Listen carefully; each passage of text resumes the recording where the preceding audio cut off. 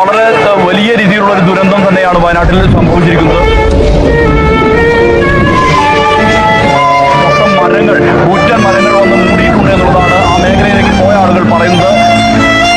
അതിനിടയിലാണ് ഒരുപാട് പേരെ കാണാനില്ല എന്നുള്ള വാർത്തകൾ. എത്ര വീടുകൾ ഒറ്റപ്പെട്ടു, എത്ര വീടുകൾ മണ്ണിനടിയിലായി എന്നുൾപ്പെടെയുള്ള കാര്യങ്ങളിലൊന്നും ഇതുവരെ വ്യക്തത വന്നിട്ടില്ല.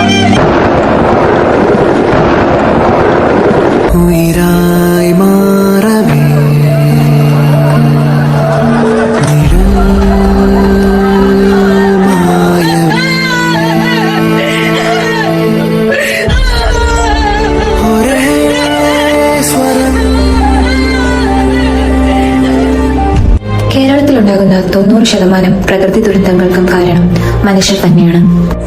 ഇടിച്ചു നിരത്തപ്പെട്ട മലകളും നികത്തപ്പെട്ട വയലുകളും വെട്ടി നിരത്തിയ കാടുകളും തടഞ്ഞു നശിക്കപ്പെട്ട നീർച്ചാലുകളുമൊക്കെ നമുക്ക് നൽകുന്നത് ദുരന്തങ്ങളുടെ വേദനയാണ്.